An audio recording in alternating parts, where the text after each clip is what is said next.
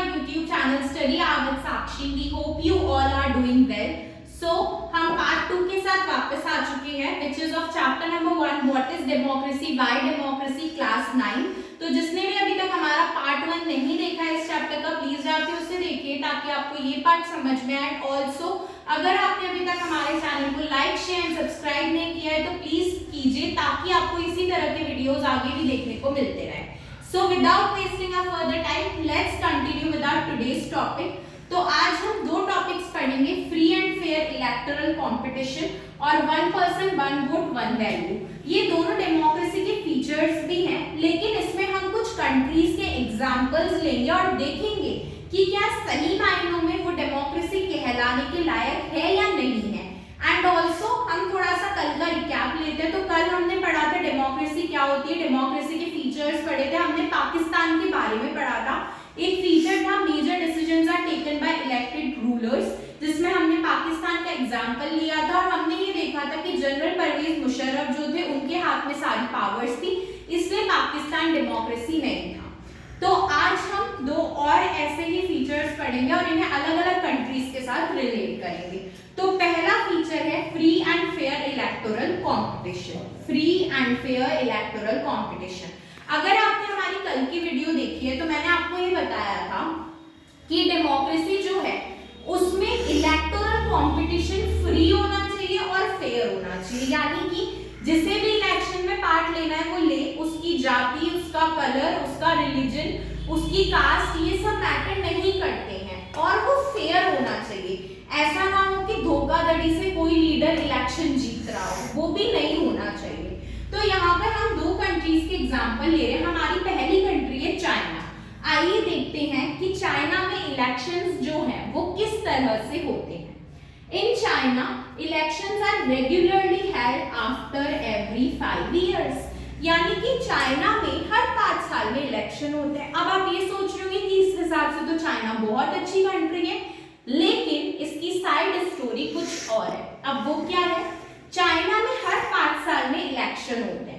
Country का parliament भी बनता है जिसे हम नेशनल पीपल्स कांग्रेस बोलते हैं. तो इट मींस चाइना तो अच्छी कंट्री है क्योंकि उसमें रेगुलर इंटरवल्स पे इलेक्शन हो रहे हैं, पार्लियामेंट भी बन रहा है, उन्होंने अपने पार्लियामेंट को नाम भी दे रखा है. तो चाइना तो एक बहुत अच्छी कंट्री है. बट ऐसा नहीं है. Before contesting a election candidate needs the approval of Chinese communist party. यहाँ पे आया ट्विस्ट. ट्विस्ट क्या है?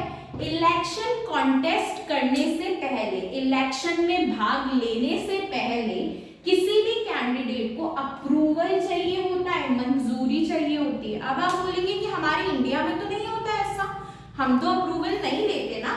लेकिन चाइना में ऐसा ही होता है. क्या होता है? वहां पर अप्रूवल लेना पड़ता है. किसका अप्रूवल लेना होता है? एक पार्टी है वहां पर, चाइनीज कम्युनिस्ट पार्टी. हर किसी को उसका अप्रूवल लेना पड़ता है. आपको इलेक्शन लड़ना है, आपको उस पार्टी का अप्रूवल लेना पड़ेगा. अब आप बोलोगे तो इसमें बुराई क्या है? ले लेना चाहिए अप्रूवल. लेकिन इसमें एक बुराई भी है. वो क्या है? अगला twist, government is always formed by communist party. यहाँ पर जो सरकार है ना वो हर साल ही चाइनीज कम्युनिस्ट पार्टी बनाती है. जैसे कि आप स्कूल में जाते हो एडमिशन लेने, बस आपको इस पार्टी के पास जाना होता है एडमिशन लेने, क्योंकि हर साल गवर्नमेंट तो यही बनाएगी. यानी कि अपोजिशन में कोई पार्टी ही नहीं है, ये एक ही पार्टी है, ये एक ही इलेक्शन लड़ेगी और एक ही गवर्नमेंट बनाएगी. यानी कि कोई और पार्टी अपोजिशन में नहीं है. तो ये फ्री एंड फेयर कैसे हुआ? हमारी कंट्री में तो ये नहीं होता. हम अगर इंडिया की बात करें, इंडिया में तो बहुत सारी पार्टीज आपस में लड़ती है. यहाँ तो एक ही पार्टी है जो खुद ही से लड़ती है, खुद ही से झगड़ती है, खुद ही इलेक्शन करती है, खुद ही पार्टी बना लेती है. आपको बस इसमें एडमिशन लेना होता है, अपना नाम रजिस्टर कराना होता है कि मुझे इलेक्शन लड़ना है. तो यानी कि चाइना डेमोक्रेटिक नहीं हुई. क्यों नहीं हुई?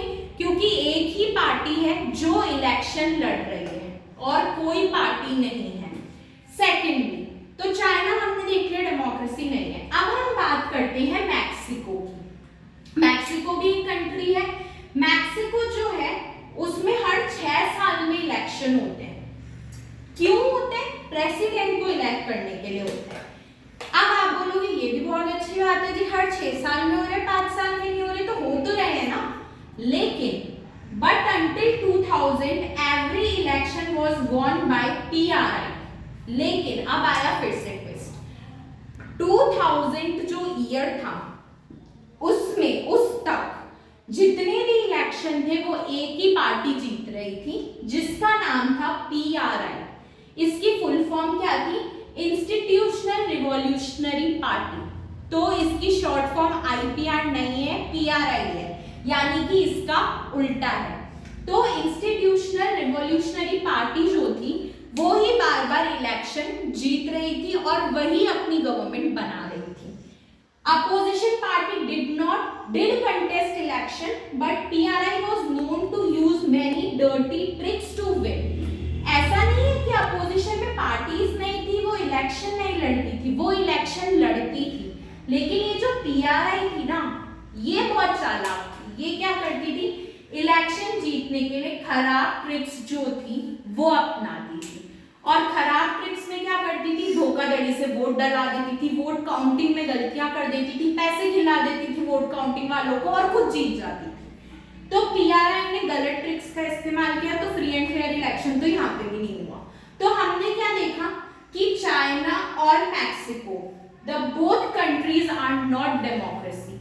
ना चाइना डेमोक्रेसी हुई, ना ही मैक्सिको डेमोक्रेसी हुई, क्योंकि यहाँ पर इलेक्शन फ्री भी नहीं था, फेयर भी नहीं था।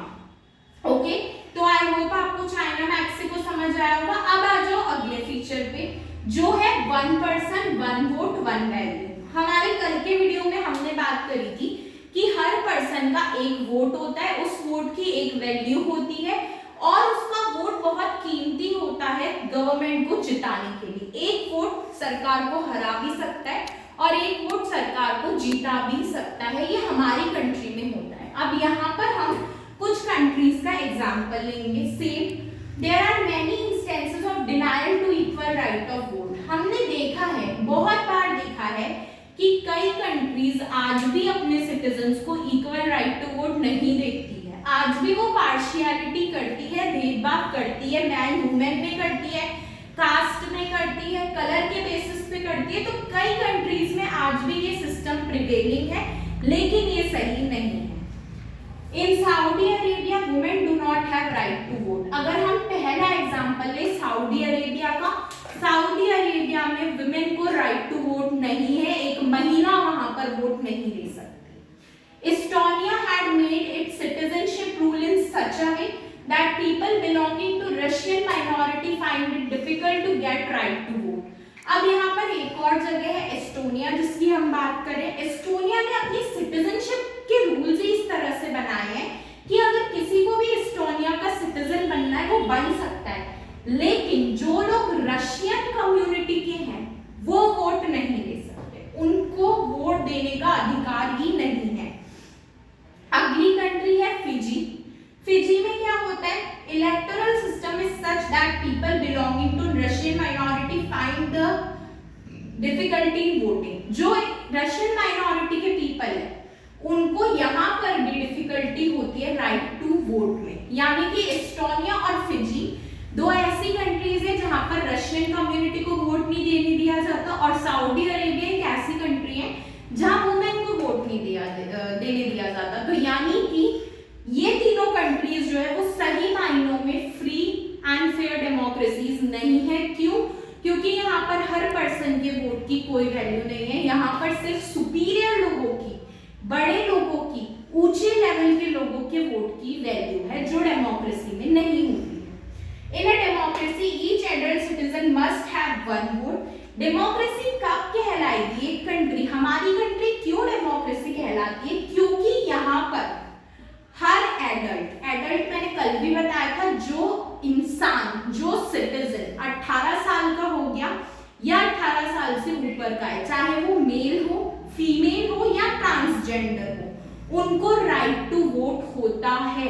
और हर वोट की एक वैल्यू भी होती है।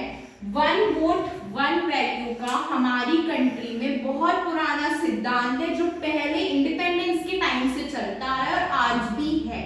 तो इसलिए हमारी कंट्री डेमोक्रेटिक है, और सऊदी अरेबिया, एस्टोनिया, फिजी अभी तक डेमोक्रेटिक नहीं हो पाए, ना ही चाइना डेमोक्रेटिक हो पाई, ना ही तो आई होप आपको ये दोनों पॉइंट्स समझ आएंगे। इस चैप्टर के रिमेनिंग पॉइंट्स अगले पार्ट्स में आएंगे, सो प्लीज आप स्टे ट्यून्ड रहिए एंड हमारे चैनल को लाइक शेयर एंड सब्सक्राइब कीजिए। Thank you so much for watching our video. Bye bye.